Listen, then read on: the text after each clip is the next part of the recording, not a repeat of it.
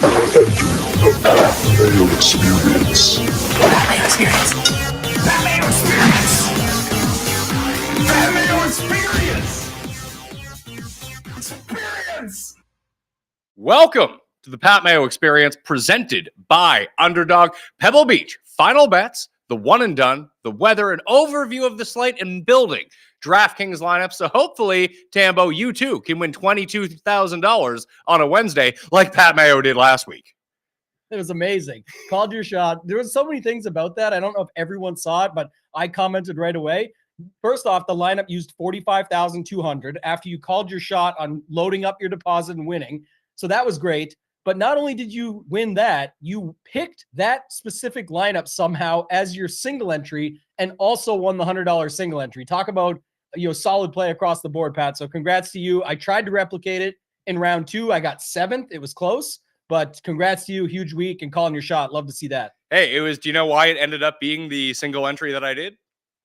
No idea. It was the one hand-built lineup that I made. Bombers on North Course. And we talked about it, like, how do you get different last week in Showdown knowing, and we were, it's funny, like, I thought it would be like 35% of people stacked the North Course. I think you said like 60%. It was 85%. So I'm glad we had that conversation about how do you get different. It's like, well, play one stud, then 5 goobers.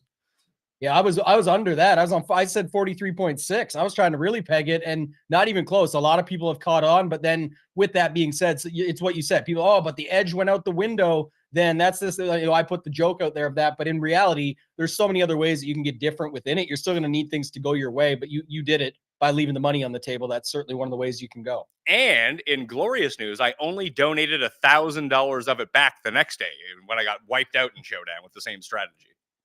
Appreciate the honesty. I wasn't going to just put you on blast and ask, but your comments were like, wait and see what I do tomorrow, guys. And then I was like, okay, I was doing some review stuff and I saw, okay, this one didn't cash. That one didn't cash. I wonder how much you went in for on day 2, but there you have it. So not too much of a donation back. Yeah, I put in $1,750 and I got back like $700. It's welcome to Showdown PGA. Perfect. Love it. And it's funny because I had 1 or 2 lineups that were tracking, and then they came back from just before the action got called. I had like 6 bogeys in my lineup in a row. I was like, well, I'm toast.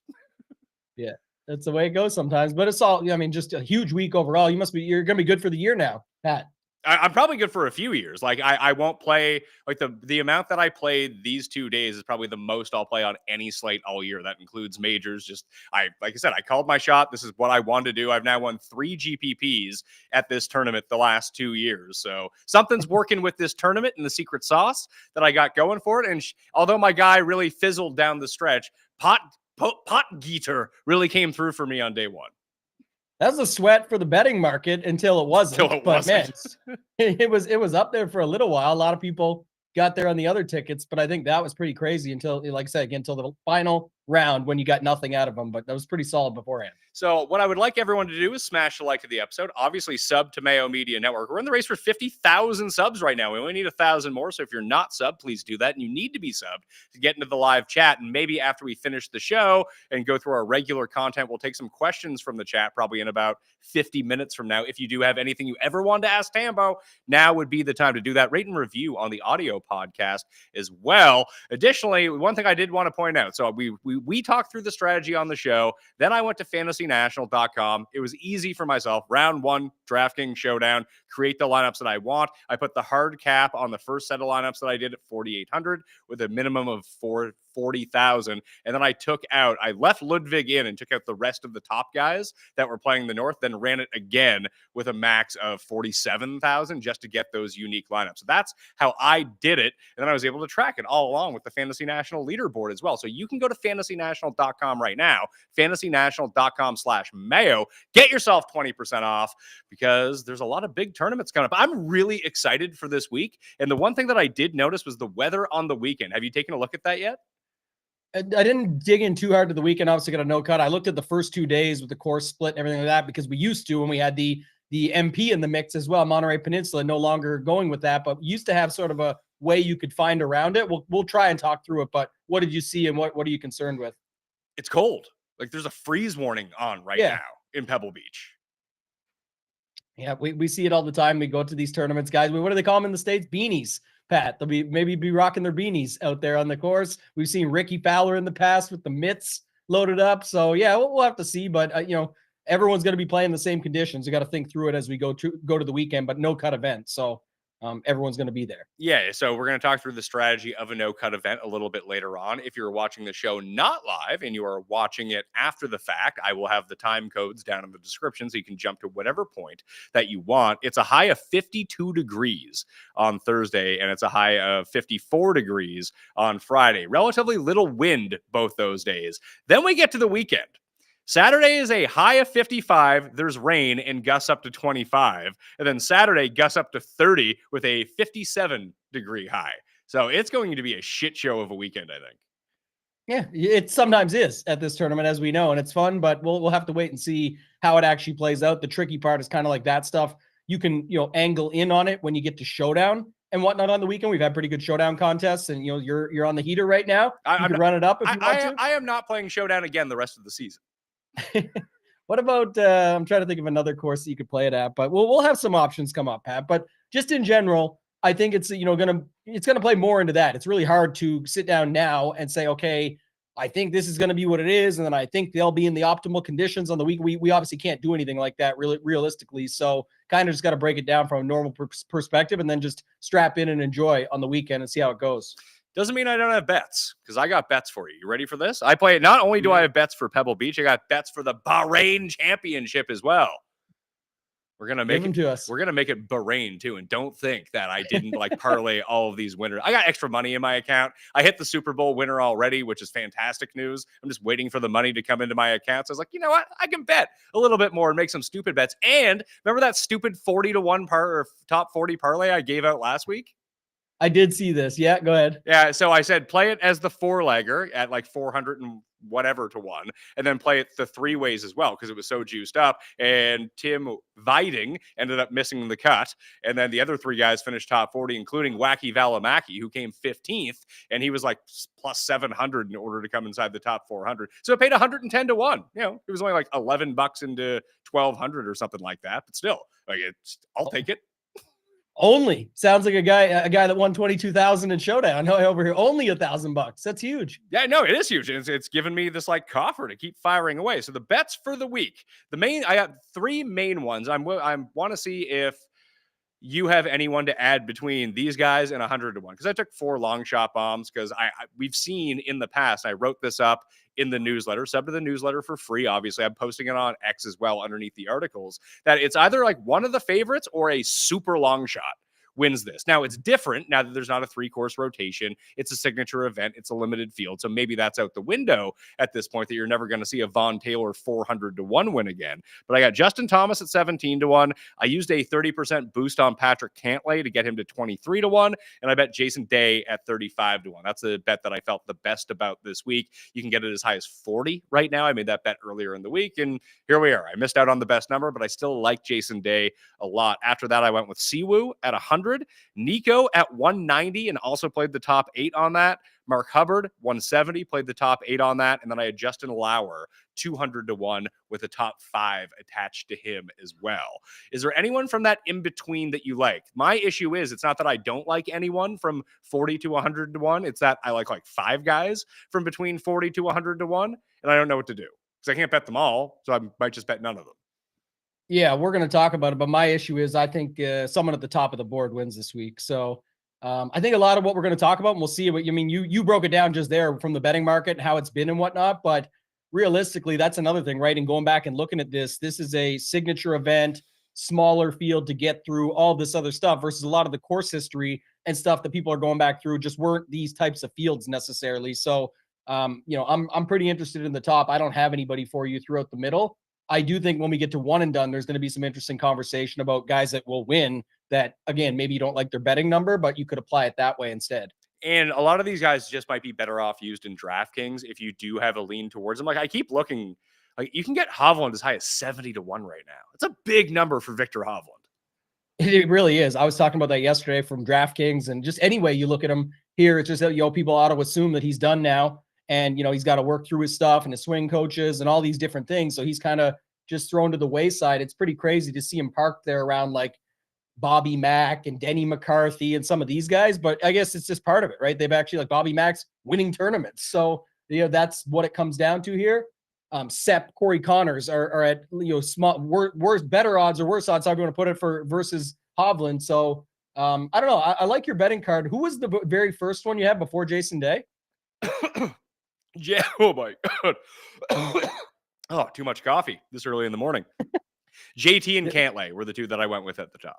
That's what I thought you said. Okay. Well, okay. I kind of like Ludwig, who we're going to talk about, but I think everyone just assumes after last week he's, he can't do anything. But I think he was actually sick last week. It showed, didn't seem to play out too well, but he's been solid, and I think he can back it up and do it again here. So there was also a video of him throwing up during the third round. So yeah, he was legit sick. That's what I'm saying. Other guys like maybe Max Homa, who played bad and then said they were sick. Sick of playing is what Max Homa was. Yeah. Yes. Sick of being good. But there were 3 other guys in that betting range that I was really leaning towards. The reason I ended up going with Siwoo's popped up inside the first round leader, like top 5 twice in the past 3 years. He has a top 5 at this course. And Siwoo's back in the good zone for him right now for the past year and a half, when his tee to green game was so large and he wasn't putting at all. Like every week he'd be 60-1 or 50-1. And then even in some smaller tournaments, he'd be 35, whatever. Like this is where you want to bet Siwoo 100, 125, because you don't feel so badly when he sucks and he comes in dead last, but that you still have that inside straight draw to like, oh, it's a Siwoo week. Here we go. Yeah. That's another one that does look odd to me. Like, Ricky Fowler, JJ Spawn, all these other guys that are, different. He's worse odds than them. So it's like, to me, that's a long shot that I could get behind. He's another guy that, especially in a no cut, that could just go crazy. And that can work both ways, as you know, but it can really work in his favor too, if he just fires away and ends up getting there. So the 4 I had my eye on in that middle range, the 50 to 100. You actually mentioned Bobby Mack. I like Bobby Mack a lot here. I think that's my lean right now. If I'm gonna make one more wager, it will be on Bobby Mack, especially when I see this weather: cold, rainy, like shorter course where Bobby Mack generally excels, where he has both of his wins last year on tour. Like the crappier the conditions, I think the more I want him. I like him, so I'll definitely endorse that. I also say I like Sugar Shane Lowry in there. Similar odds to Bobby Mack, and I also think it's just another spot. Again, he could sort of grind through it and get around, and then his short game, things like that could pop up and could be needed. And if the weather's bad over the weekend, like you said, or it's colder, all of those factors, I think Shane Lowry is interesting as well. It's similar number. So you got Lowry, you got Akshay, who I like at 85. I like Harry Hall once again. He's probably the one I'm least confident in, so I'm definitely not going to bet him, but he did intrigue me at 90-1. And then you had Sahith at 80, who just gas canned his final round at Torrey. But that wasn't, a lot of the guys that I either had interest in or had money on last week all had terrible final rounds. So it wasn't exclusive to Sahith. I believe he led everyone in birdies last week. So that's an interesting thing. And now he's back down to 80, 85-1. It's a pretty deep number for him. When we talk about Scotty, I'll talk about Sahith as well, because I think there's certainly from playing, PGA DFS and just following the tour for a very long time, I can see a scenario brewing here for guys like Scotty and Sahith, and then how it will play into next week at the Waste Management Phoenix Open. Yeah, and Scotty committed to next week as well. Yes. So that's great news. So I can say it now. We can get into it. Just a little note, because it's on Sahith as well, is I could definitely see guys like Sahith and Scotty, and then we've just seen it so many times. They'll pop up, play really well this week, and then everyone's hopping on board for next week. They saw something, right? We're back in now. So kind of does feel a little bit like that when we get to Scotty this week. When we get to DraftKings for building the lineups and stuff, people just aren't playing wait and see. They don't need to, because the pricing's so bad. So it's fine. But in reality, I could see where this sort of pops up in things like one and done and the betting markets, all this. So just talking about it now through Sahith is that other guy. What about 2 more? I'll give you quick, like Dietrich or Rasmus, Aaron Rye, like some in that range. Any of those guys stand out? Rye stands out to me, but again, I think that these are guys that I want to play in DFS a little bit more. Dietrich is just a POA putting savant. Like, be it Torrey Pines and even Pebble last year, he's someone I'm most definitely using on DraftKings. I don't think I can bet him. The guy can't win on the Euro Tour. Is he going to come over here and win? It's the way it goes. Yeah, you're right. So that was it. Again, just went a little further down the board. Those are the other names that I thought stood out. But I like the McIntyre call, and I do like Shane Lowry as well at 60. I see him at like 65. All right, I'm going to add Bobby Mack. So Bobby Mack, 75-1 will be the final play on the card this week. And I'll have the newsletter coming out, the fresh newsletter coming out with all the cheat sheet information that you need to know, plus the write-ups in the Mayo Media newsletter, completely free to join. And then, go do that. You can get it on X as well. And if you see it on X, please share it around. It's doing really, I am shocked at how well these articles are doing on X right now. It's a algorithm thing. It's Elon wants those things popping, so whoever writes them first, it's like a first mover advantage. You're going to get an algorithm bump for using the thing that others aren't using. That's exactly how that's working. Yeah, so go check it out in there. And I do have I have a Super Bowl / Pebble Beach underdog play. So big thing this week, use code Mayo. You're going to get down money on the Super Bowl anyway. Everyone knows this. So if you use code Mayo to sign up right now, you'll get a guaranteed winning pick for the Super Bowl or any time that you can use it between now and the Super Bowl. Plus you get a deposit bonus of up to $1,000 that you can make these plays with. So I highly recommend that you do it. And the ones that I put in were Hollywood Brown under receiving yards, Jahan Dotson under 0.5 receiving yards, and then Jason Day top 20 at Pebble Beach, and it pays 7-1. That's pretty nice. Yeah. What was the Hollywood Brown number? Sorry, 41.5, I believe. 41.5. Okay. Yeah. Yeah, they were moving it to him a little bit last time out, but in the Super Bowl, I'm sure they'll use somebody Kelsey. completely random. No, Kelsey. Yeah. They have to, right? For the ratings. For the ratings, and just that's how are you going to beat the Eagles defense? Throw it it'll either be Kelsey or Noah Gray, one of those two. One of those tight ends. It's going to be someone completely random. That's what the Chiefs do in these. Remember Mecole Hardman last year, wasn't it? Like the year before that, I forget who else it was. They just always use somebody random in this spot. So we'll have to wait and see who it is. Justin Watson, first touchdown. Let's write that down right now. We'll be good to go. But anyway, you know what I can probably do? I can probably get that link for everyone. You know what? I actually submitted it to Underdog to be a boost on the site. So if you use code Mayo, it'll be available to you when you go into the lobby, hopefully a little bit later on this afternoon. You'll see my face, the Mayo boost. So you'll probably get that number at even better odds if you want to go check that out. But go sign up with code Mayo right now. It helps out the show and it helps you out by giving you a guaranteed winner in that deposit bonus. The Euro bets that I made, we got Daniel Hillier, 60-1. I played Joe Dean, the birdie machine, at 70-1, plus a top 5. Bartleby, the Scrivener, Jason Scrivener, we got at 75-1. And I played this guy, Adam Saeed. Now, it's not Saeed from Lost. It's not Naveen Andrews out on the course, but he won an amateur event at this course, I believe last year or the year before. He's 400-1. I played that with the top 10 to go along with it. And I played him first round leader, 225-1 with the top 5 attached to that. He was just sort of these long shot goobers on the Euro tour. These guys can pop up out of nowhere.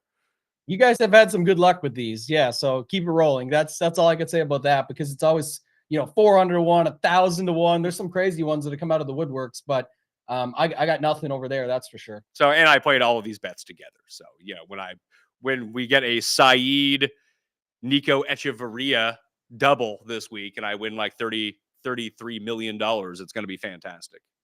Yeah, I love it. I'd love to see a big double like that just smash. It's I played it as a $2 double and like the odds are outrageous. Yeah, it's huge.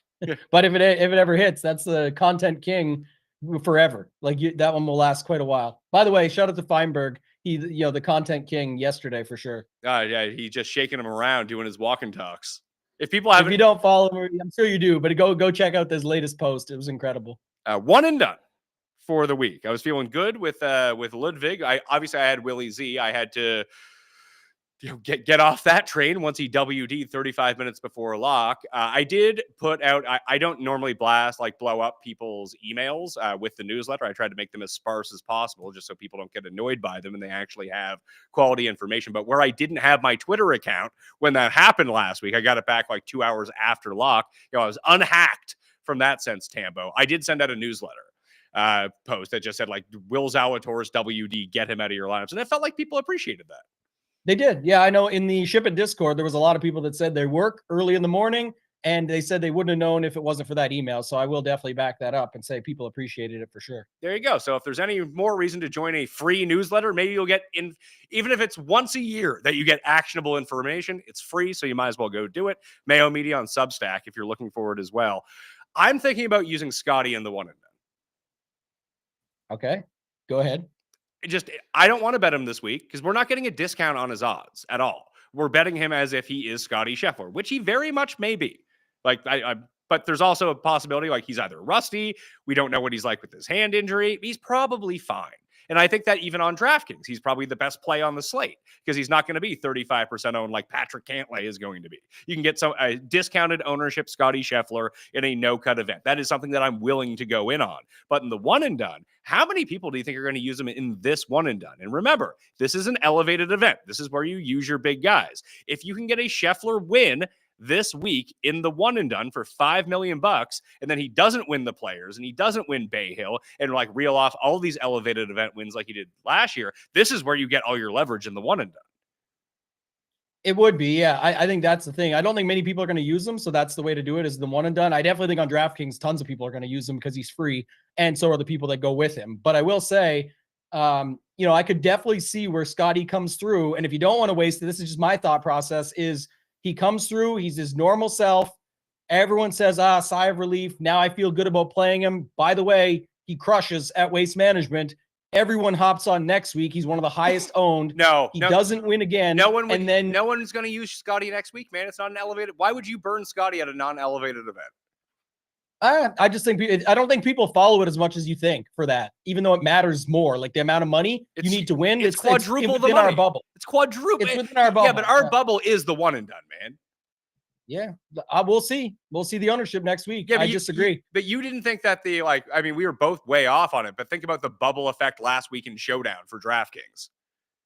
Yeah, time of year and event. We saw that through swing season as well. I was surprised it got up to as high as 81% on day one. But I'm saying in this, it's still like, again, I just think how people look at it. They're going to look at course history. They're going to look at that. That's typically what you'll see. And one and done's always spaced out anyway. It's not like anybody's getting to 50% next week at an ownership level or something. So I just think a lot of people are going to hold off on Scotty this week and use him next week. And then again, obviously all of us are thinking about using him at an elevated event or at a major or something like that. But to your point, I think very few people will play him this week.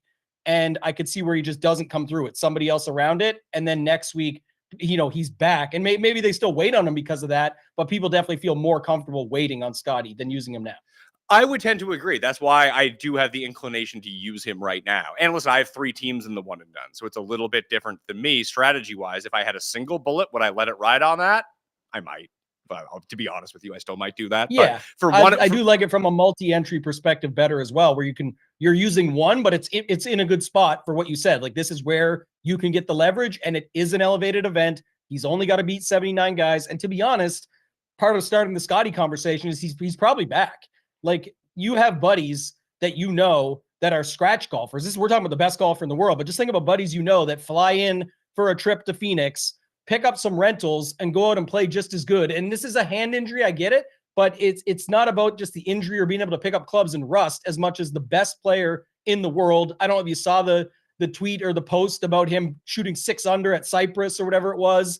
And then, he's probably fine. Like these guys always underplay it and then go out and perform. But does he win this week? I don't know. Maybe not. But I'm saying I definitely think he comes out in his normal Scotty and plays just fine. I'm not going away from him because of a hand injury that it has healed and he's back playing now. Yeah, I don't mind. Like for DraftKings, that's one thing. I think for the one and done, this is your one. You get to use them once all year. Do you burn it right now? And if I would guess sub 5% would be the Scotty ownership this week, probably lower. Yeah, I mean, if we're truly in the bubble, you say we are, then it's going to be higher than that because people like your idea and they move in on them. But I would say everyone's going to play wait and see effect for sure. All right. So who else do we use? Like, where are some other options you're considering? You said Ludwig. I kind of like that idea because I think people are soured. I definitely like that one. People are soured from last week. And they can just kind of go wild with him here. Like he's another one who could be like 2% owned. Like everyone's going to use Day, Cantlay, and Justin Thomas or Morikawa. Like those 4 are going to be super highly owned. And maybe, yeah. And I don't know if people will, but Sungjae also, a lot of Sungjae hype this week. So, he's usually my guy, but that's part of it as well. So I like Ludwig. I actually like Hideki as well. And then I just don't know. So give me this take because maybe I'm forgetting something, but Sam Burns, where would you be saving Sam Burns for? And I have to imagine he's part of your 40 golfers on the season that you're using him somewhere, but where would you use Sam Burns if not somewhere like here? I mean, I don't think I'm going to use him in an elevated event or a major, so I'd probably save him for either Colonial, Valspar, or Honda. Yeah. So another, again, if you don't want to take a risk of burning somebody bigger and go with it, but I'd probably be okay with him as well, but I'm most likely going to just use Ludwig. Ludwig and Scheffler, I think, are the top contrarian plays, and or Victor, if that's like you really. I don't think you need to like. There's one thing of, is Scotty right? Is he not? He's still Scotty. With Victor, it's like, I don't know what the hell is going on with this guy. It's like Fleetwood. Like when you look at the odds, Fleetwood is just there with these guys. Like no one's using him on. It's like this might be the first week ever people have like actively fade Fleetwood on DraftKings. Yeah, that's what I was trying to figure out yesterday, and we'll get there. But I definitely think that's possible when you've got Sungjae there, Day there, Cantlay, Matsuyama, Justin Thomas right above him. So I have to agree with you. And it's just tricky though. Guys like him and Hovland to play them, like to me, again, just my opinion, but I would still be playing like Sam Burns in the one and done. I don't really care. At least he's, going out and winning and had some success at these bigger events. Hovland has, but we've seen nothing from him. So he'd be another guy that I would just play wait and see on. Yeah, I use Day in our 3-man one and done. But I do think that a lot of people, listen, I think he's a good one and done play. I bet him to win this week. I think that he's a fantastic way. Top 10s basically every single year at this event. I think that when you have to think about each of these games differently. And that's one thing that I've really learned from you and like even a lot of the content over at Chip It Nation and DFS Mastermind. Like even you talking through DraftKings strategy for different slates. Like I'm applying that to one and done to think about like, how am I going to win the one and done? Is it to take Jason Day in the week that everyone takes Jason Day? Or do I just basically play the don't pass line on him in a big contest? Be like, well, if Day doesn't win, then I really don't need him. I can use him wherever else, the Byron Nelson later on this year, a tournament he's won before, some lesser event. I think it's a good opportunity to play him. I don't know if I love playing Jason Day in a one and done with 4,500 people when he's 17% owned. Yeah, and I love that call, and that's what you're part of having all the mix of the betting, the one and done, DFS, and you could sort of angle it. They are all different games, to your point. And so that's like you mentioned earlier, when you're betting, you're saying, don't really need to bet this guy. I think he's a better DraftKings play, and that makes sense because you don't see them winning or getting a top 5 or whatever, but they can really come through on DraftKings. It's the same in one and done. You got to think about that. If everyone's playing Jason Day, and a lot of it is more, I guarantee more of it is to do with his history here than it is with his 32nd, 40th, and third place recently. Like he wore a cool sweater that you put me in on the thumbnail. Thank you. Appreciate it. This is the setup where if everyone's doing that, Pat, and it's an elevated event with this strong of a field, with all of that, you can bet them at almost 40-1 like you did, but you don't need to go there in one and done just because, right? You've got all these other options we've talked about and leverage options and things like that. So I like where your head's at with it. I'm probably going Ludwig, but I can see the case made for some of these other options. I think how we're looking at it in terms of one and done ownership, that you're going to have some mix of Day and Cantlay at the top. They'll be the two highest. Justin Thomas will be next. Then Morikawa will be next after that. That'd be my prediction for the top 4. And then I think there'd be a substantial drop off between those 4 and the rest. Yeah, they're like, what I usually see is like the 14-15% range on 3 or 4 guys.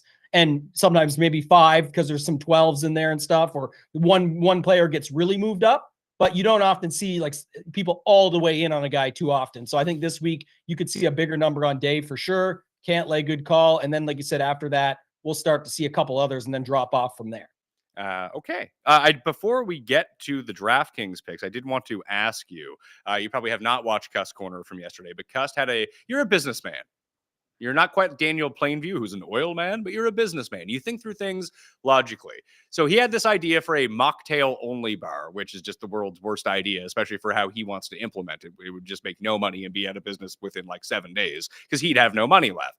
But I wanted to ask you, because I know a lot of people have went to college, got their MBAs, or took like entrepreneurship courses, and they all kind of like suck at business. And everyone I know who is good at business just started a business because they inherently got it. Do you think there's something to that?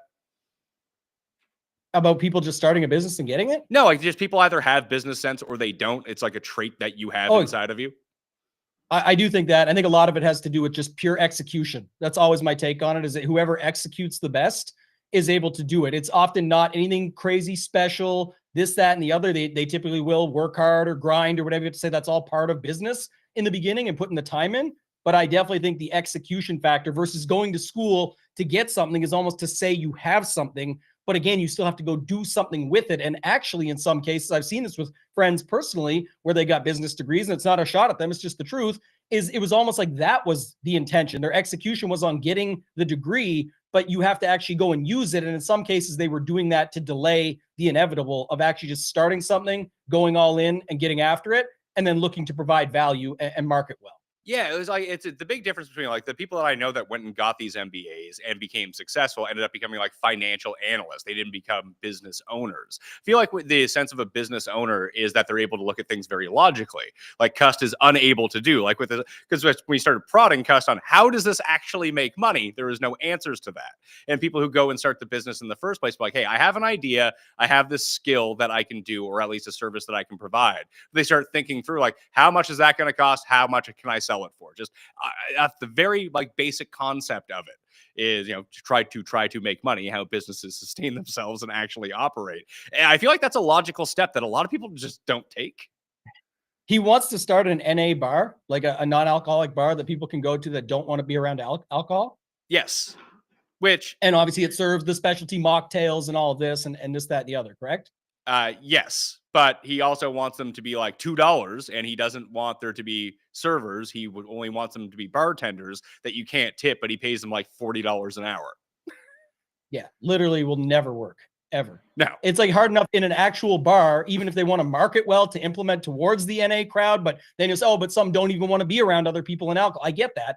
But the same side of it, like people have already thought about this, done it, failed, etc. It's hard enough with a bar that sells overpriced drinks that are actually very profitable to still be profitable as a bar with the high overhead, the expenses, the costs, everything that goes with it, the waste, all these factors. This would like literally never work. And again, maybe in 10, 15 years, if alcohol turns to kind of like how cigarettes have turned, where most people now aren't smoking versus, back in the day that tons of people smoked. But I don't see it right now working in any way, shape, or form. What if we flip that? When there's your idea, Sig Bar. Didn't they? Were you around back in the day? It's local to us, but people that know the old Timmy Hose. Oh, there used to be a smoke room in the back. It wasn't even a smoke room. It was like a glassed off area with like 8 seats that was cloudy, as I would say, with just people having cigs and drinking coffee. It was the most disgusting thing I've ever seen in my life. The teeth on those people, I mean, it was literally walking into lung cancer, legit. Like you open the door and you just got it. It's so bad. So, tough scene, but it used to be that way at other places where there was certain air, like that's kind of a business within, it wasn't a business within a business, but it was a concept within it. And that's almost like what a bar would have to do now. I'm not sure how it would fly, but if they had like an actual successful bar wanted to implement adding on an add-on or a piece or segmenting out a non-alcoholic area that you could kind of go into the double room. We see clubs all the time. Go to Nashville. There's 4 levels to one bar and they're all kind of a little bit different. You could implement something like that if you were already successful and had a good bar, marketed well, all of that. But outside of that, I don't think you're just starting one off and blowing it up or going big with it. No, I tend to agree. If that was like, I'm sure there is a test case where that could be successful, but it would have to have so many different circumstances of it would have to be in like the Lower East Side in Manhattan. And it's like the coolest place to go to. And even then you probably get like 2 years out of it before it's uncool and no one wants to go to it anymore. His big thing is just that younger people aren't drinking. So start a non-alcoholic bar. The problem is, even if young people aren't drinking, that doesn't mean they want to go to a bar and drink slushies. Exactly that. That's the other part of it. It's like just because somebody doesn't drink, it doesn't mean they want to drink non-alcoholic drinks that just are similar style and flavors and not do it. So maybe they just don't want to drink, period. And they're busy doing other stuff. They're focused on other things, all these other factors. So yeah, I have a hard time with that one, but you never know. It's true. And having had even like cocktails, I can't have too many of them. But even the mocktails that I've had in the past, I enjoy one. I don't think my guts can take 2 of them. It's just so much sugar. Too much sugar. If you ever go to these resorts in Mexico and stuff like that, people drink it. I can't. They drink like back to back these Miami Vices, and they'll drink like 4 or 5 of them. They're super heavy. It's like a strawberry daiquiri mixed with a pina colada, I think, the double mix of the two, and they look cool, but half of one or one is enough. Drinking 5 or 6 of those is insane. The live show for the Pat Mayo Experience is tentatively planned for June 7th in Toronto. So tickets will go on sale. If you sub to the newsletter, I will have all the links for you and the official date and location. We're still just trying to hammer down a location. We have a bunch of different venues in the mix right now competing, Tambo, to get the Pat Mayo Experience to come. What is the dates on this? June 7th? Yeah, June 7th, the Saturday of the Canadian Open. Oh, baby. I was just going to say, what event is that? Perfect. Yeah, so it will be low. I mean, the course itself isn't local; it's outside of town. But if people came in for like the Friday or wanted to go to the final round on Sunday and like make a weekend out of it, you have the PME live show in the middle of it, downtown, where I'm assuming most people are going to stay. So now we need to pay for this trip, and we can do that by throwing to an ad right now with Tambo's favorite thing in the world, the TGL. Welcome to the TGL, presented by SoFi, golf's newest league. It's sharp and it's electric. How is it sharp? How is it electric? Good questions. Try this on for size. 2 hours of hammer dropping, overtime forcing, playoffs on the line golf with 24 of the best players from the PGA Tour. Tuesday, February 4th, we got the Boston Common versus Los Angeles Golf Club. Rory McIlroy, Keegan Bradley, Adam Scott, and Hideki Matsuyama taking on Colin Morikawa, Tommy Fleetwood, Justin Rose, and Sahith Theegala. This isn't your average Sunday pickup game. Tune in each week for TGL only on ESPN. Keep up. It's golf. DraftKings picks for the Pebble Beach Pro-Am split between 2 courses for the first 2 rounds, and there is the Pro-Am element to this as well, only for the first 2 rounds, which is just glorious that we don't have to see these goobers on the weekend. Half the course is playing Spyglass, half the course is playing Pebble. They'll switch in round 2, and then they'll play all of the final rounds at Pebble Beach. If you're on Fantasy National, or if you're looking for shot link data for this tournament, it's all from Pebble Beach. There is no shot link data from Spyglass Hill over the years. You think they'd be easier to implement it with only 40 guys per day on the course this time around and it being a signature event. But Tambo, what do we expect them to do? Something, please? I think they are, aren't they? We have shot like every day. We have it every day now. Do we have it every day? That's like for sure confirmed? It was announced like just the other day. Yeah, they're going to get us covered for this year. You nailed it. You think they'd do something? They finally did, Pat. So we got to give them credit for that. They're popping into the mix with ShotLink for everything. All right. See, this is great news. So do you have any, before we get to like no cut strategy, is there a strategy of just taking either guys simply playing the Pebble Spyglass rotation or the Spyglass Pebble rotation just to see if you can get lucky? Because I don't think that there's a discernible split between them in terms of how low you can go. Like the courses are about as hard. Like overall, Pebble can be easier than Spyglass can generally. Like Dietrich shot 900 Spyglass to open last year. It's not like you can't go out and tear apart Spyglass. Yeah, and I think there used to be a thing too where it was with the 3-course rotation where it used to be people would say, "Oh, just play whoever plays Pebble on Saturday." It's like, well, they literally lined up the best players to play on Saturday. That's why people are crushing it on Saturday. It's not because they're all on Pebble. It's that we've seen this even last week with the North-South. We saw guys go out on the South and still be able to get it done. We've seen it the previous couple of weeks with the Stadium at Amex or whatever, where it was the guys that would crush on that. You're like, oh man, they must really going to be ready to rip up the next course tomorrow. It's way easier. Nope, they go backwards somehow. Like it's all part of it. But yeah, I think if you wanted to build in sets here, Pat, and build some lineups around either course, that's fine. But in reality, it's to me, it's more of who's going to come through and score, because it's just 80 guys. It's one of the spots where you could get the winner and 5 in the top 20. And you would usually assume that's good, but you probably need more because of the position placement points and the scoring that we find over 4 full rounds with the bonuses, the Eagles, the et cetera, et cetera. So I think that's kind of more what I'm thinking about when I'm building out rosters. Eagles, especially at Pebble Beach. I think Berger made 4 the year that he won. I think Mav made a whole bunch one year. Rose made a bunch. And it's not even the guys you would expect to make Eagles. Like you're really going to have to get lucky in that regard. Yeah. That's the classic slate variance for you, right? Where if you feel like you got it all right, and they're like, how am I still 80 points behind? Going into the last day, and you look, and the 3 guys in the lineup at the top, there's some position placement points bump, but besides that, it's really just a lot of Eagles or something like that. Okay, so no cut strategy for this week. Are you choosing to play this any differently than you would in a normal week? Because it's a no cut. Yes, everyone's guaranteed 4 rounds, but there's only 80 guys in the field.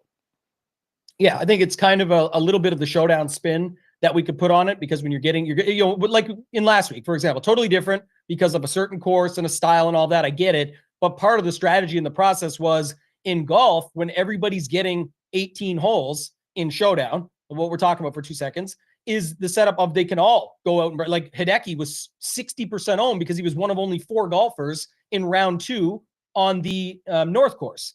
But you really didn't have to play him at all. A lot of lineups just started at 8,900 and left a ton of money on the table, and Hideki only put up 22 points.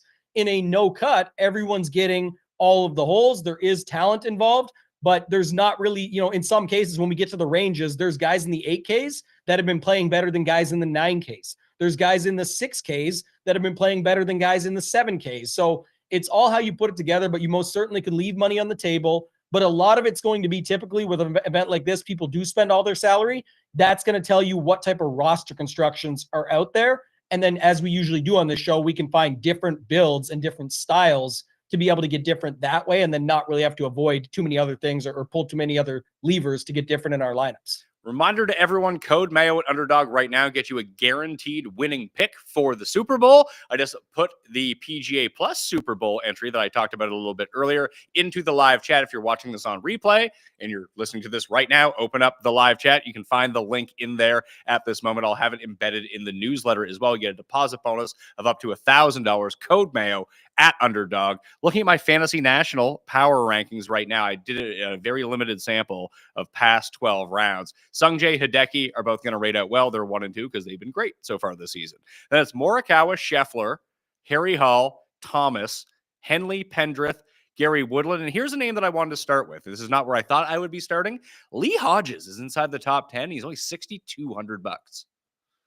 Yeah, Lee Hodges and Scotty Scheffler lineups will be very popular this week. That combination will be huge in all fields and even higher in small stake or higher in high stakes.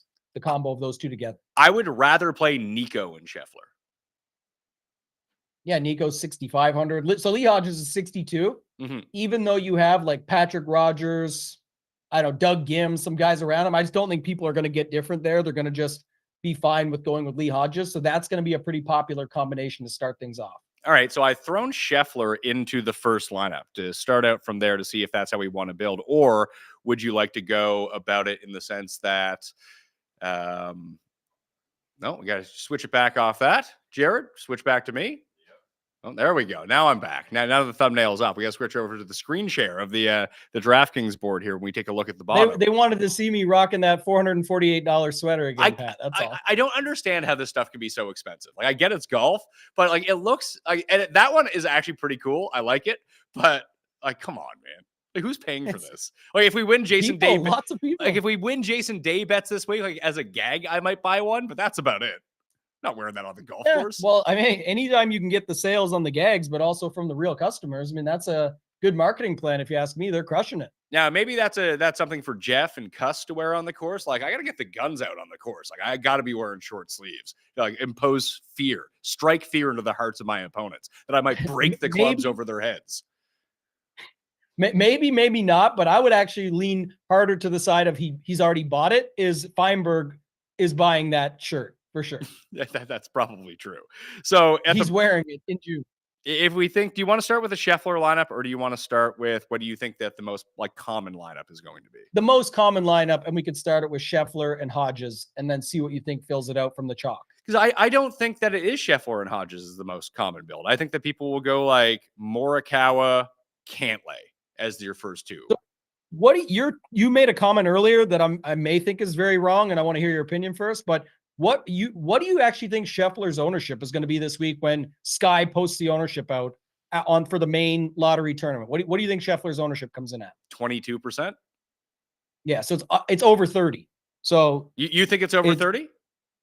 Yeah, definitely. I mean, I don't see any way it's not. He's like 4 or 5 to 1. The betting odds move a lot of what people do, and it's literally so simple to get Scheffler into any lineup this week. So I don't see a world where he comes in less than 30 in the lottery. That's why I said we could start with him. Okay, so then let's start that way. I just assume the combination of Thomas, Morikawa, and Cantlay would be like 2 of those 3 or even 3 of those 3, and jamming those in would be the look that people wanted to go to.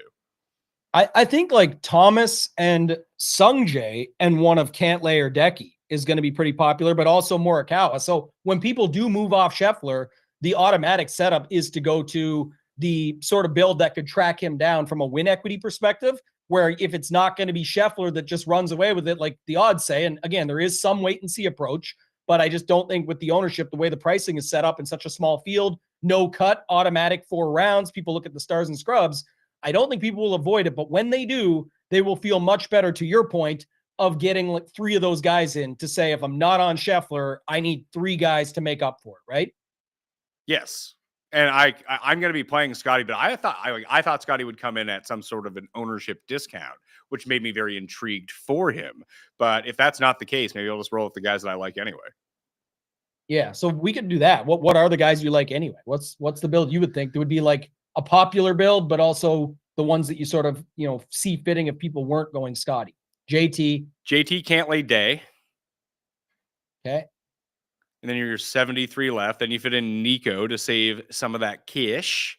Then you're back at 77. And this is like the fun part of the lineup. Like I personally like the Gala and Bobby Mack. Boom, boom.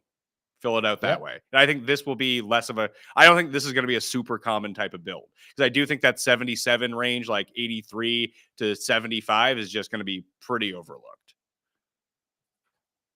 So I think good ownership projections this week are going to be extremely important because, Pendrith at 83, I have popular. Sepp, I have popular at 8,000. I think even Lowry gets a little bit of love. I see Grazerman, Tom Kim, Bobby Mack. That's where I see the love going. A little bit to Harry Hall when you start going down. But in the range you said, the guys under it, who do you see popular? From 7 to 7,400, who do you think is going to be popular? Harry Hall and who else? From what was the range? From 7,000 to 7K? 8,000?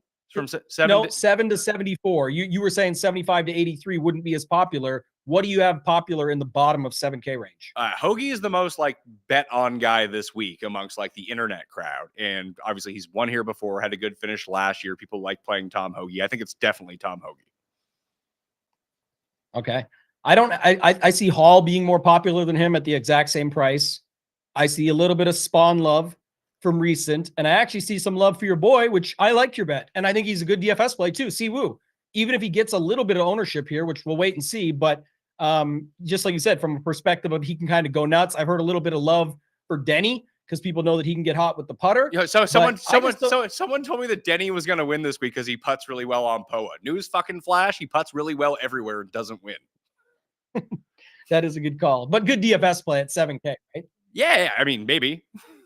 I don't. Yeah, I mean, you don't know. No one knows. I don't see why he's a better play than Aaron Rye for cheaper. Yeah, that's going to be the debate. But what I was going to say, and that's why I started there, was I don't see much ownership from 6,900 because I think, yes, Sam Stevens will get love at 6,800, but 6,900 up to 74, I only see 2 or 3 guys that actually stand out. And I see more love going to Bobby Mack, Tom Kim, those types of guys in that range. So I have all those guys basically flat. So maybe I'm just off on them. But so what I see from the lower end is Hoagie, Hall kind of by themselves as the 2 most popular ones from that range. And then you got Dietrich, Nick Taylor should be pretty high up there because, former winner, already won this year. He's Canadian Siwoo. And then JJ Spawn would be the next one. Gobbling up that ownership. Going higher than that in that range that I talked about, McNeely at 81, Pendrith at 83, Adam Scott and Bo Hostler are the 4 that I see popping out. Yeah, Bo Hostler has playing well and good history as well, but I wonder if his price will make a difference because I think still people rather end up on Bobby Mack, Grazerman, Tom Kim. Grazerman's down to 7,800. People were in on him at 9,200. I know the strength of field was different, but I was still surprised that week with the names around him that at 9,200 people still liked him. You usually don't expect to see that.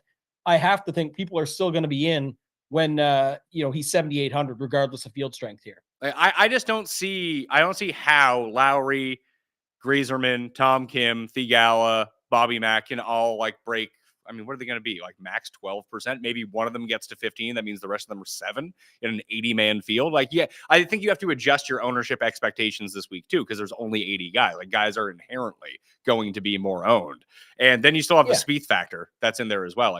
If this is a week where football people are coming over to play golf, they probably don't know that Jordan Spieth has been out for 6 months with a wrist injury. And this is his first tournament back. They're Spieth, Pebble Beach, 7,900. Let's go. Yeah. So that's what's going to be tough this week. But to your point, I think a lot of the guys, 7,900 and below might only have 1 or 2 guys break 15. in the large lottery. In the higher stakes, there's definitely going to be some people that commit to a guy and enough people that pumps them up even more. And that's fine. But I'm just saying in general, what we're talking about, to your point, it's going to be pretty spread out. So you can do whatever you want down there. It's just we're kind of angling where we think people will end up. And that's how you'll have to adjust your ownership. I think like Hall, Bobby Mack, some of those guys I mentioned will be popular, but it doesn't mean they'll be over 15% even the way this ownership shakes out. And when you go Scotty, that's another thing. If you go just Scotty, you have 7,600 remaining, right? Give or take. So you can kind of fit all those guys in any version in there of 8K, 7K, out of 6K, whatever it is. So that will help spread the ownership out as well, beyond the fact that that's why I think Scotty gets to 30%. Guys from down below that I'm seeing with Lee Hodges is the one who's soaking up a ton. So I think you're right on that. Other than that, like Rose at 63 is getting some interest. Nico's getting some interest, as is Andrew Novak, Mark Hubbard. You said Sam Stevens. I do not like Sam Stevens at this course. Yeah, I again, based on the odds, I think people will end up there because, again, he's getting a boost based off of last week. But Ben Griffin, Sam Stevens, Lee Hodges, and maybe even a little bit of Taylor Moore or Doug Gim is sort of where I see people landing right now. I went through the Taylor Moore experience last week. I think he shot like 82 in the final round. That's always fun. The Rye one is probably the most interesting. You talked about him, and he's right there at 69. And I think more people would go to Sam Stevens based off of last week or something. But I do like Rye. It's just maybe he gets some late steam as well based on his odds at 6,900. He's kind of up the board a little bit. So I'm looking there. But Ben Griffin, Sam Stevens, Rye is kind of in that upper 6K range. And then you go down, and it looks like Taylor Moore, Lee Hodges, and whoever people pick at the bottom. Do you like Kevin Yu? I do. At flat 6K? I do kind of like Kevin Yu as just a bit. Listen, if you take a look at Jason Day's stats for the first time in ages, like he's hitting his irons better so far this year than he has at any point over the past 3 years, except he's forgotten how to putt somehow. Like I'd be willing to hopefully the irons ride itself out and then day goes back to being normal day. And he's always putted really well on these specific POA surfaces at Pebble Beach. That's why I'm taking the chance on day at those odds and the history that he has here. I'm just taking a look at Sam Stevens right now. Like you can just kind of pinpoint where he plays well. And like, I know a lot of people were on him at the Farmers last week because he kind of beats up on courses that are long. He's so good off the tee that this is a course that really mitigates the impact that you're going to be able to make off the tee. So someone like Aaron Rye, I can see going to here because, yeah, he's going to be accurate, but he's just going to hit his wedges. I was like, can he putt this week? Who knows? We'll see. But I can't get on board with just piling on. Like I would almost – Steven Jaeger is kind of another one who's in that sense, who plays typically longer courses a little bit better. Novak is interesting to me as someone who popped up. Like I bet Hubbard, so obviously I like him. But even thinking back to other guys who have performed well at some shorter courses, that's I think the angle that you'd want to take here. And with the weather being cold, I do think, although over the years Americans have dominated at this tournament, we have seen a Canadian win one of the past 5 years when Nick Taylor won. Then Justin Rose won 2 years ago when it was still a Pro-Am. I do think that there is something to the cold, the rain, the wind this week that you might want to take a look at the Aaron Rise, the Bobby Max, even fucking Bobby or Matty Fitzpatrick, who's been absolute dog shit. Like some of these Euros who are used to these specific conditions, I think could pay some dividends this week. Yeah, I want to build that in 1 second, actually, because I just had a thought. But one thing I'll say quickly, this is part of it as well. I think more people are looking at this now. I'm not sure if it's being baked into sort of the odds, ownership, things like that. But Sam Stevens, as an example, Pat, real quick, he finished 51st at the American Express and scored almost 90 DraftKings points.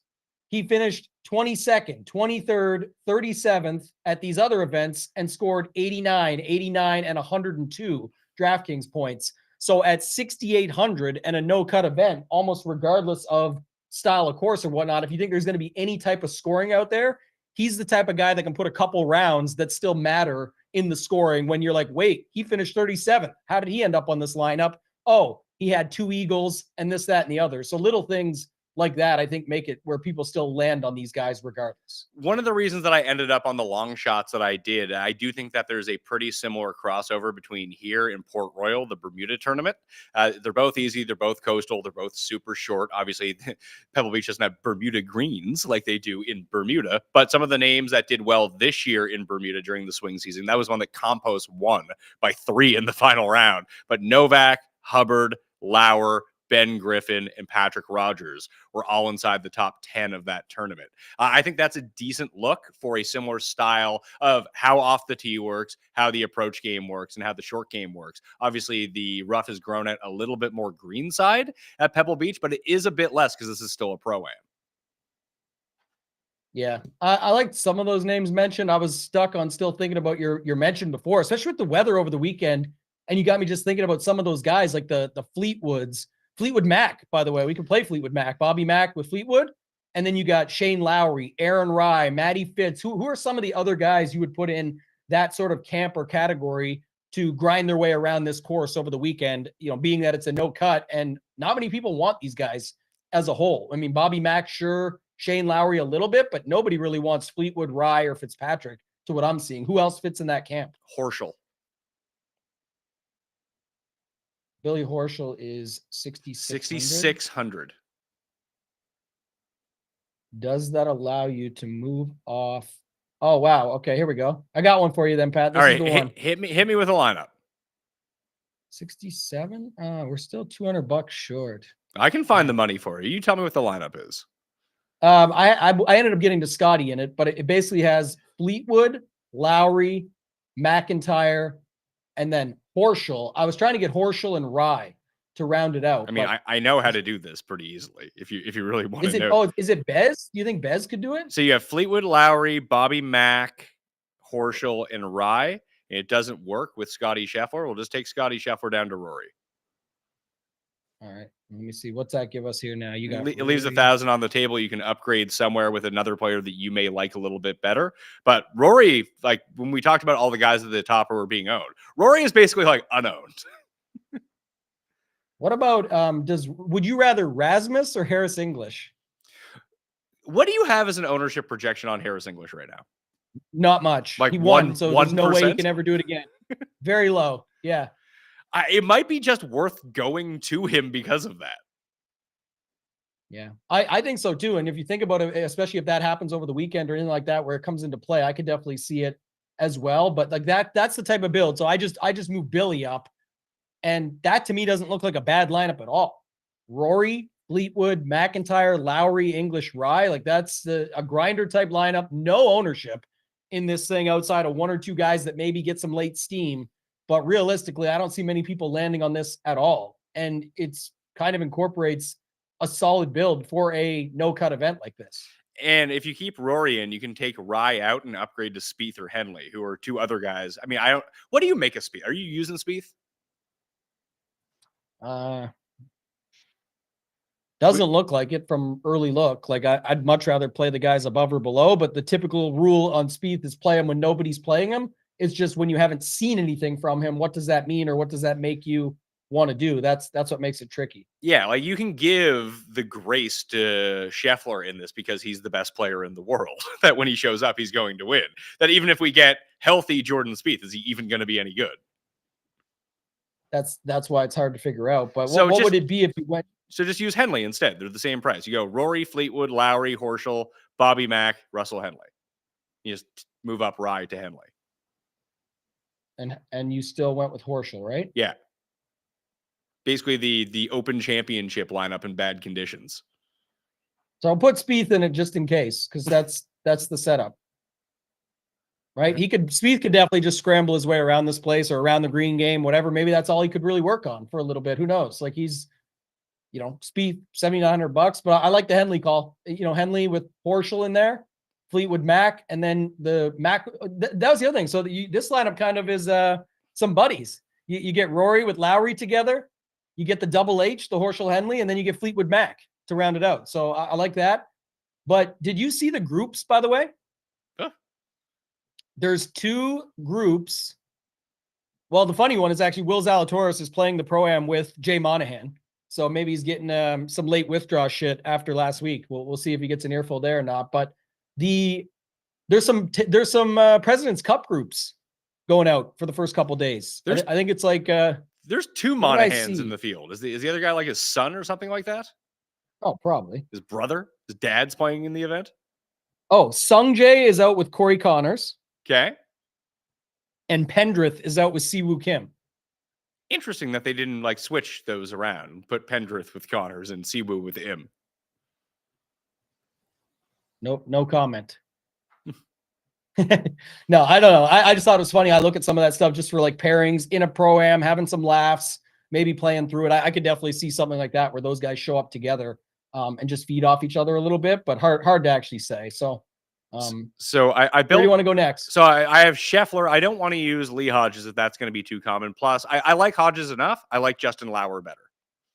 Does Justin Lauer, I was going to ask you this one, does Justin Lauer and Lee Hodges work as one of those combo packs where people think they're the same guy when they're not? I don't think so, but that's me. I do feel like people mess those guys up, Lauer and Hodges, even though it's fine, but you're going to put them all in one lineup now. Yeah, what if we just go instead of having to differentiate between the two, just play two $200 guys with Scotty, then you have $8,600 for your final three. You know, I love that, right? I talk about this all the time. It doesn't have to be those two guys either, by the way. It's just more of when people are deciding between two, acting all the time like it's a matchup bet or something. It's not. You have to fill out an entire roster. Surprise, surprise. But it's like just a thing there where you could put two. You now skip all those sevens, and you don't have to skip the nines, but just saying it, Pat, obviously a unique build would be a Scotty, neither of McIlroy or Morikawa, the double M's there at the 10K range, no 9Ks where we know there's going to be popularity in there, and no sevens. And you just pick your three best 8K guys that you like the most. Who would it be? The three best 8K guys? Who are the three 8K guys? Day, Keegan, and Pendrith fits, just as an example. Keegan and Pendrith. And you can move it around. I was just saying, if you were really looking to stay out of the 9Ks, you could do it. I like McNeely, weirdly, more than I like Pendrith. So take out Pendrith, go to McNeely, and you could play Corey Connors. Okay, I don't mind that. That's just an example, but it's mainly for people to see that, okay, if everyone assumes, oh, Scotty and Lee Hodges are going to be that popular together, in the lottery style especially, this is a perfect setup. It's a no cut. You're just adding in another 6K guy, and then you can finagle it however you want. Maybe your 6K guy costs more, and you don't add Jason Day to the mix, but you still play McNeely and Connors as a differentiator. But realistically, you've pulled more levers here when you're looking at how you've got different in the sense of you've paired up the lower 6K guys instead of picking between them. You have no sevens. You have no nines. You still get to Scotty and a popular combo. So it's just a way that you can get different within your build and still have something that works. And you could use this in anything, single entry, whatever you want to do, where you're skipping ranges. That is most certainly a strategy that not many people talk about or use or do. It happens naturally for some, and they don't even notice they're doing it. So with Connors, I mean, do you like Connors or Wyndham Clark better? Last year's winner. Yeah, he wouldn't have won if there was another round. If you forgot, he putted like he did, lights out. But listen, how do you win this tournament? Yeah, sure. But I'm just saying, will he do it again? And would he have done it? I don't know. But if you had to guess, if one guy gains 8 strokes putting this week, would it be Wyndham Clark or Corey Connors? Yeah, that's true. But hey, we did have a narrative around Corey just a few weeks ago of how good he is, how he found the putter, and then he obviously lost it again. But yeah, you're right, and that's where it stems from. But guys that's why I don't see anybody playing Wyndham. Sure, I don't see anyone playing Connors either, or Hovland. Like that seems like so. This is the other point that I wanted to hammer down on here when we talk about ownership this week, and I do have some Port Royal numbers for you if anyone's interested in those sort of things. FantasyNational.com/Mayo to figure all of that out. If you want to go search it on your own, are the soft spots like everyone is kind of congealing around the same spot depending on which build you end up going with. Very few people are playing Rory, yes or no. I don't know how to answer yes or no to when they say the question like that, but not many people are playing Rory to answer your question. Yeah. So these are the guys that I do think that are the soft spot. So Rory is a super soft spot. Ludwig is a potential soft spot.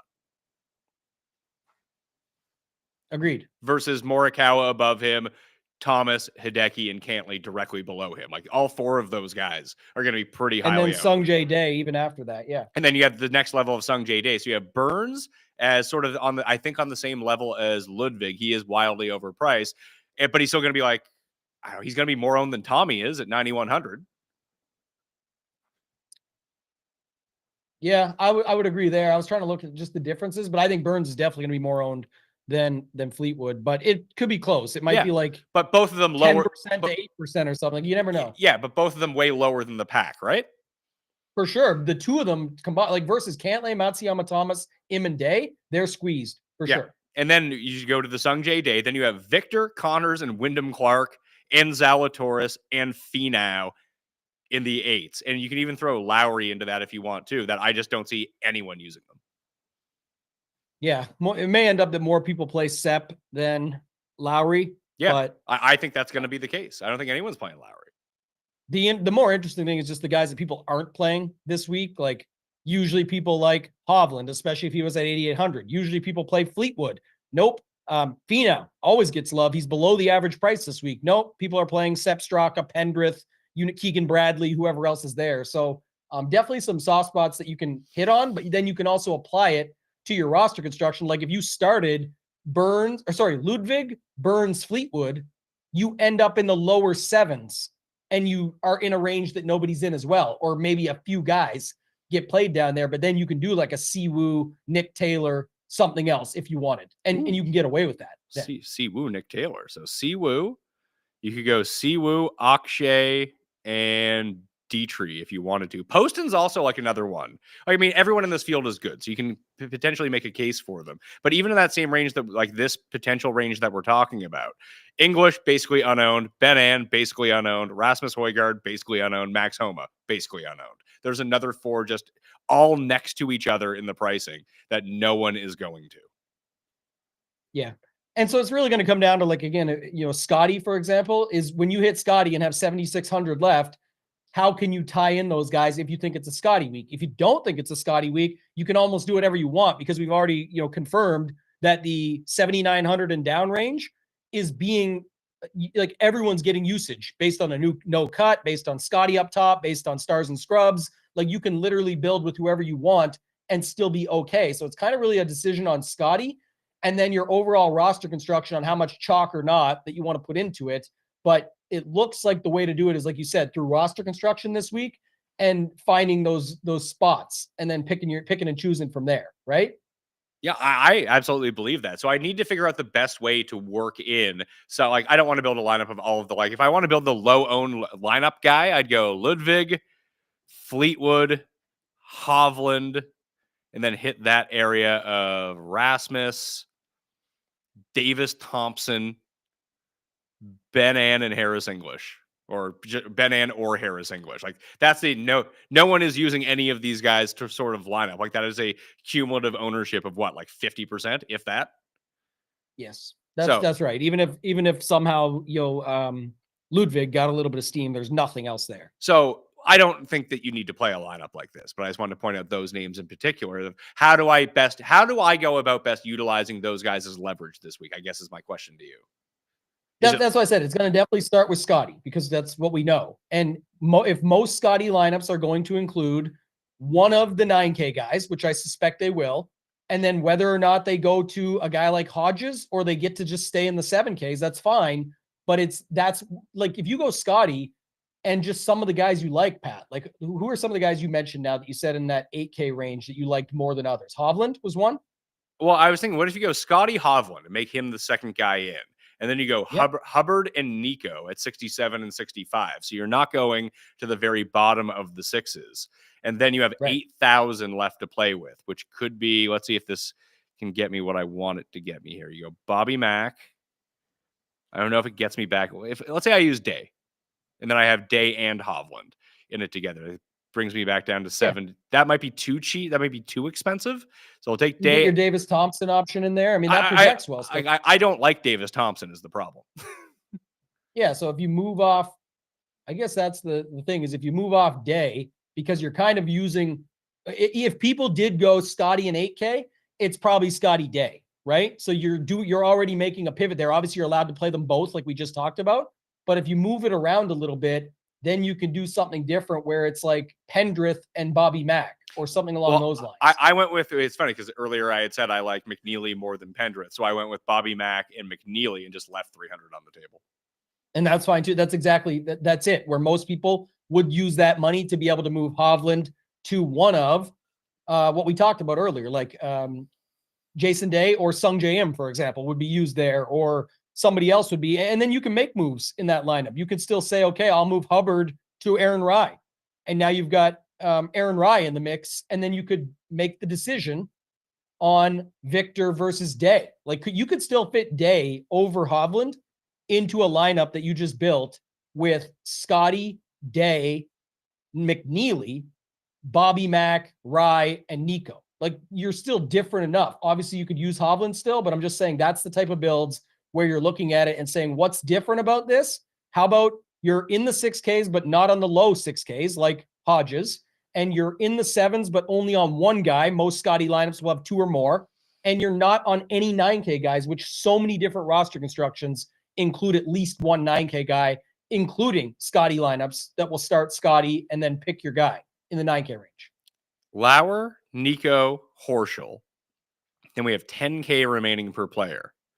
Could we go, let's see, we probably don't even need to go this cheap. Thomas, Cantlay, Morikawa. That actually does fit. And we can upgrade we can upgrade Horschel to Bobby Mack if we wanted to. What do you think about a lineup like this? What do we get to? Bobby Mack, you said? Yeah, so Thomas, Cantlay, Morikawa, Bobby Mack, Echeverria, and then Justin Lauer. Yeah, it's another one that still projects really well, even if those 3 guys get the steam. This is a 10-9-9-7-6-6. It's just skipping over the 8Ks and not using Scotty. But your goal is that Scotty gets taken down by, 4 of these guys here. I think Bobby Mack, JT, Cantlay, Morikawa are certainly potential for the winner's circle. And then guys like Lauer and Nico just scoring enough and finishing top 20, top 30, definitely possible. So, yeah, I could definitely see a build like this working, and it's a non-Scotty build that uses some of these options and, some popularity, but then some at super low ownership and a different roster construction because you still only have the 7K guy where I see more lineups ending up with multiple. All right, so I actually just sorted. The last thing that I'll end with is Port Royal. And if you do have questions for, well, I was going to say me or Tambo, for Tambo, put them in the chat right now. We'll try to get some of the best ones here at the end if you do have any. But I did want to just, because I feel like I did well last week with that Mexico comp to Torrey Pines. That's how I ended up on Valimaki. Like a lot of those guys, the only one who was the big flameout was Jaeger. And just he was the one guy everyone was on. He absolutely busted. But those guys from the back end, I think, really, those were the guys that you padded your lineup with who ended up helping you to the top of a lot of these lineups. And I think this week, Bermuda is the way to do that too. You look at the back end because all of the good players obviously do not play at Port Royal, but the best players in the field from Port Royal, who with at least 4 rounds under their belts per round, Rogers, Adam Scott, JJ Spawn, Pendrith, and Seamus Power. Seamus Power was the first round leader here 2 years ago, if people don't forget. Then you have Lauer, Ben Griffin, Dietrich, Hubbard, Denny McCarthy, and Akshay would be next on that list, and they all gained a bunch of strokes. Now, obviously, that is a very weak field during the swing season, so very few players actually play in it, but it is interesting to see that some of these guys do pop up. Who are some of the names at the top? Well, none. They don't play in it. We don't have any. They've never no, played. that like for the comp. Like I was just trying to think that would comp well. I'm saying. Oh, of those guys, Morikawa and Scotty everywhere. Just throw Scotty out. I think that Morikawa is probably the best fit at a tournament like that. And Denny was somewhere on there, right? Yeah, Denny was 10th. He was just behind Hubbard in 8 rounds and 0.6 of a stroke per round gained on average more than Akshay. All right. So this one you just gave me then was Scotty Morikawa. And then you get Adam Scott, JJ Spawn, Denny McCarthy, and Patrick Rogers. And Rogers in a Scotty lineup is kind of unique because Hodges is $100 more. Who was so it was Scott, Denny, Rogers, and who was the other one? Spawn? Spawn came up early on in your mentions. Yeah, there we go. There's a lineup for you. And this actually projects pretty well, surprisingly, just to note it. And even if Scotty and Kawa have ownership, you can't imagine Rogers, Scott, Denny, Spawn. These guys just won't get enough to matter. Okay, so questions from the chat. We got a few of them in here already. We'll do this before we get out of here. I should probably check Twitter as well because I believe this is also streaming on Twitter. But hey, if you just dump them in the chat, we can find them right now if you got them. Ryan asks, how common will a Scotty Rory lineup be? I think very low owned. Yeah, not common. Definitely not. Even if, you do that, obviously you got to still factor in. It's just a different version if you are going like the Scotty Lee Hodges. But I think we've noted on this show that, again, Hodges won't be some 30% or 20%, not like that. It's just saying there's going to be more people likely to go to someone like Hodges in a Scotty build because it makes everything else work and it just feels better. So yeah, you can get away with it for sure. And not many people are going to have Scotty Rory lineups to start this week. Let's see how we get to 74. We can use one of those low owned guys just very quickly drawing up. I haven't used Akshay in any lineup yet. You know I love Akshay. Scotty, Rory, Nico, Horschel, Rye, Akshay is a lineup. And it leaves $100 on the table.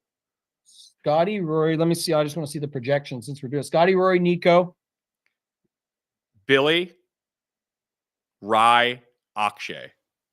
Horschel, Rye, Akshay. Okay. All right. And it is, it's not too bad. It's about 7 points off the original one that we just did, or the previous one, sorry, we just did. Okay. Philly Phantom says, any birdie streak advantages this week, Pat? Congrats again on the 20K. Thank you, Philly Phantom. I've already cashed that money out. It's in my account already. And I've been trying to enter some of these lineups, and all of a sudden it's just like, your account is locked. You're not in the right location. It's like, I have not moved over state lines here within the last 15 minutes of me entering lineups than not entering lineups. But I wrote it up. I mean, I have the minimal, there's not a significant advantage is basically what I'm saying. But I do have the write-up. It's in the newsletter. It's on X for both of the courses if you want to go look at it in depth. I don't really remember which is which, but I just remember there wasn't a lot of it. There might be one if you start on the back at Spyglass, but it's like not big whatsoever. Yeah, I got nothing for that. I didn't look at it for this week for anything particular on that. And I'm sure round 1 showdown won't be great and round 2 should be fine. So we can look at it when we get to round 2, and I'll take one slate at a time for me. And I'm not playing Showdown this week anyway, so I don't really care. If I don't see any sort of significant advantage, then that's really where I would like to pounce on that type of thing. Vince, big Vince, who's like the biggest Tommy Fleetwood hater of all time. Top three Tommy, low own? No way. What would you set on it if Vince wants to bet on this? Ownership on what Tommy. What his ownership's going to be? Yeah, 12.5%. I'd take the lower. The over-under on it has to be 9.5 for the line. Like, is Tommy going to get to double digits is definitely a question this week. Oh, this guy, I mean, if he's going to say if he's low owned, no chance. We can set the line as high as we want. He'll take the over. Yeah. I just think I've got him right now at a conservative. Just put him right at 10 and see what happens. Yeah, so the Philly is saying that he wants to check it out. I will throw that link to the full write-up in there right now. If people do want to check it out into the live chat, you can always click on the live chat replay, and it's always in the newsletter as well. If you come in, Nick asked, there's no way that Sungjae comes in low owned, right? I don't think so. No. I'd say I got him in the Hideki has more of a chance to come in low owned than Sungjae does, I think. Just because of the Justin Thomas, Morikawa, etc. effect, and with Cantlay right there also. But I've got Sungjae in like the 18 to 21 bucket. Let's see. Bryant asks, I'm going to have a lot of Spieth this week if he projects at low ownership. How big of a dumbass am I? We just kind of went over this. I just don't think that there's, if you want to listen, if you believe that Spieth is fine and he's played well at Pebble over the years anyway, it would just be my thing that we don't know his health. We don't know his rust. And even when Spieth has been good over the last 3 years, he doesn't fucking win anyway. Yeah, I guess that's the thing is, we always talk about it, like, when do you play Spieth? When nobody's on him. So the time to do it would be at a place he knows and has played well at in the past, and he's 7,900. But you got to know, the risk you're taking on by doing that. How does Cam Young do in a no-cut event? Will he get cut somehow? He's going to win something eventually. You got to think, right? So what's it going to be when we least expect it? The people are not completely. I've already seen Cam Young on betting cards again this week. People are just latching on until everyone gives up. He can't win. It feels that way. That's what I was just going to say. I thought they'd be done with them by now. I mean, the betting cards, you would see those. I don't know if people are betting. What's his number? I don't even know what his number. I don't even know what he's on DraftKings. I don't think he came up this entire show. 7,100. Yeah, I know, because he's almost free, but it's, he's almost to that 6K range. I was just wondering what people are betting him at. That's different. So 100. Yeah, he's 100 to 1 right now. So here's how the Cam Young wins happens. He plays like crap. He plays like crap. He plays like crap. He plays like crap. And then he has a really, really good week in some like good event. And then everyone bets him at the next event in a good field. And then he does terrible again. But then he ends up having to play some absolute goober tournament. And he's the betting favorite at like 12 to 1. That's when he wins. And then no one bets him at 12 to 1. That's probably actually what happens. Yeah. Yeah, he'll go to what was Mexico. His recent 8th place? He had like an 8th place recently or something. Yeah, I mean, he's not as bad as people seem, but he's really entered that like old school Finau zone where people bet him every week to win. And he just for a while, he was coming like he had a run of being like top 10 in majors and 6 of 8 majors. Like he's a good player. But yeah, he was 8th at the Century, mainly off chipping and putting. I'd have to see, like, Byron posts out, Model Maniac. He always posts out like how much someone's lost people based on if they continuously bet them or whatever. And Cam Young obviously has to be an absolute killer because he doesn't win. But I'm saying, like, there might be someone who wins the Cam Young 100-1, which is actually only a 7-1 based on their entire betting card. And then they also have already lost thousands of dollars on Cam Young. So it's like, yeah, there's going to be people that win on Cam Young that don't actually win when he wins. Oh, additionally, I did want to point out that I don't even have to calculate it. Do you know who the most profitable golfer I've ever used is? He's now been in 2 Farmers Insurance Open GPP winning lineups for me. He has. I was trying to think who you had this past weekend. I don't think I've ever bet him. I don't really use him in DraftKings outside of like round 1 or 2 at the Farmers whenever he's playing the North Course. But he was the reason that I won the big tournament last year and won the 10K. And he did well enough. He made a birdie late on a par 3. And that was really the difference of me having him versus what the rest of the field had. Who is that player? Can you name him? I would have went with Valimaki, but I can't imagine. Valimaki wasn't in that. I didn't play Valimaki that day because he was on the South Course. It's Alejandro Tosti. Wow. Toasty getting roasty for you, man. That's nice. Toasty was in both those lineups. Wow. Yeah, that's the time to play him. Like you just said, that's the key. He's a hothead. Everybody knows those stories and whatnot, but the setup of, 1 round showdown, perfect opportunity to make some money with, and you've done it quite well. What was your total winning? Someone asked this. They knew you won last year with it, but what did you win last year? Last year, because I played in the smaller tournament last year. I didn't play in the bigger tournament. I believe I won. It was either 7,500 or 10K, but I won like another one. I won like another single entry that week too for like another 3K. I think last year I ended up profiting like 13 grand from Farmers, and this year I ended up profiting after I lost back the 1,000 the day after, like 21,000. Not a bad spot for you. A couple years making some good money. Yeah, not bad too. With the exchange rate being what it is, I think I got like 1.45 on the dollar on that, so it was like 32,000 tax free. Gotta like it. People always wonder why I'm so pro-American, and they make fun of me for not sticking to my Canadian roots and not being a big hockey fan and all these other factors. But the U.S. dollar most certainly has something to do with that. It is nice. Yeah, when you're here, when you're there, it's just money. Same. Get paid in it. It's fine. Yeah, you just always get paid in it. You'll be, if you get the great exchange rate and you get to have tax-free winnings on some of this stuff, that's even better to go about it. What do you think is the over/under on how many events Tiger plays this year at 3.5? He's definitely playing more than 3.5. Like he's playing. I guess he's probably going to have to play at Torrey Pines in 2 weeks. Are we counting TGL? No, we're not counting TGL. TGL was fire, man. It was like the first time it was actually fun last week. Yeah, I said it yesterday on Twitter, though. Like, it's niche. It's if you love it, love it. If you hate it, it's not for you. It's sim golf. Some are going to love it. Some are going to hate it. It's not hating on the product as much as I don't see how the ratings continue to go up. It was with Tiger and Rory, and it went off. Everyone was going nuts. Hammer usage, all these things they're talking about, and it still dropped. So that's fine. Like, it went up from the previous week, but it's not near the first 2 weeks. I just don't like when people are trying to. It's all the same people too that gave Gooch shit for talking about a Ryder Cup atmosphere at an actual event outdoors playing golf. And they're talking about like Rory and Tiger. It's like Tiger in 2019 at the Masters. It is most absolutely not anything close to that. Sorry. No, what Feinberg pointed it out. People will take TGL as seriously as Tiger takes it. Like if Tiger takes it seriously, more people will buy in.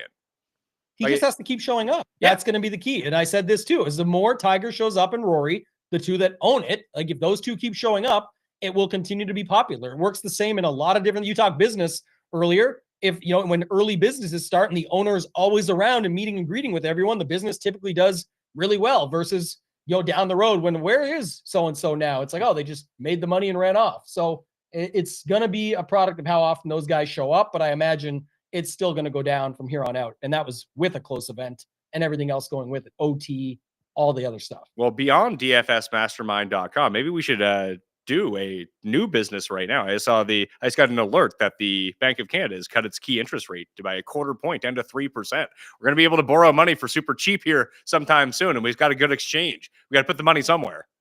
long as we don't put it into the non-alcoholic bar, we'll probably do okay. How about it's a mocktail only bar that sells NFTs? Then we'll fire to the moon, Pat. To the moon. everyone shows up. GM to the moon. Oh, my money, it's gone. Oh my God. Get Cust in there to manage. He'll be the ones shaking hands, kissing babies, walking around the bar, giving out all the free samples and everything, having some fun with it. No, see, there's the idea. If you want your mocktail bar to succeed and your Tim Andercuss, what you do is you're on site all the time, and then you can bring in people you don't like to shake Cuss' hand. You can get your car stolen, like that guy in Montreal. Like you set people up that you don't like to go talk to Cuss, and then they get cursed. That'd be worth it. That's a business idea. More risky, illegal, but more profitable for sure. Most definitely. Last few ones here. Can you get Scotty and Sungjae into the same lineup and make it work? Yes, I think it'd be pretty easy. Very easy. You don't even have to go into the 6K range if you do that. But if you play just one 6K guy, you can do whatever you want. Was Morikawa's open win in mild or traditional weather? Debating on if I want to use him in shit weather. It was actually pretty good that week, although he played out of his mind good. After saying he was broken. He was broken the week before at the Scottish Open. Yeah. Remember he said he couldn't figure it out. We got the post out there, Danny Rapp, and then all of a sudden everyone was pissed off at him. Like, you told me he couldn't figure it out with his stuff. And then he figured it out and crushed. It's like, yeah, he figured it out. That's what happens. Dude, he was getting up and down from like the bushes that week. He made every It was nuts. It was nuts. Yeah. The last one is Byron. Can we get a DFS mastermind class on how to leverage foreign exchange and GPPs? Foreign exchange and GPPs? Yeah. There's lovers and haters out of that, Pat, that do exist. So you can get a class on a lot of things. I don't think that's going to be one of them, but we did do a showdown breakdown, including Mayo stuff from last week and some of that stuff. We did. Oh, you guys went over my lineup? I did. I didn't go over your lineup, but I talked about your win and sort of showed off some of the strategies using North Course and how some of the other pro players do it and what their angle of attack was in review. It's like a case study going through and breaking it down. And then I also showed specifically how I build in sets. A lot of people always ask me, how do you build in sets? What does that mean? How does it work? I showed exactly my process. And you can go to shipitnation.com and click mastermind in the top right corner. You can take a free tour of the entire site. You can get 3 free videos. You can do whatever you want to check it out beforehand. But there is a lot of people in there now that are getting ahead on their strategy stuff and process and learning how other pros are playing and then applying it to their game and having success. So hit the like button right now if you're still watching. I would very much appreciate that. Retweet this show on X if you see it after the fact, or if that's where you're watching right now. All this stuff really helps. We're driving for 50,000 subs on YouTube. We're under 1,000 to get there right now. That would be huge. And use code Mayo at Underdog to get that guaranteed winner pick for the Super Bowl. And I just put an entry into the live chat right now. That is PGA for this week and for the Super Bowl. It is Hollywood Brown under, Dotson under, and Jason Day inside the top 20. Better finishing position than 20.5 for the week, and that should be super boosted if you use code Mayo, or just hit this link, because this link has code Mayo embedded in it. You'll get the free pick and the deposit bonus of up to $1,000 if you do that. That's how you support the show. I'll have the newsletter coming out a little bit later on, and Tambo, I believe that James is doing the live stream tonight over at Chip It Nation. Yep, he'll have you covered. Chip It Nation YouTube channel. Make sure you're subscribed there as well. It keeps all the shows free over there, and you can check them all out. But James will have everything covered for you guys tonight. All right, that will do it for me. I'm Pat Mayo. Thank you all for watching. I'll see you next time.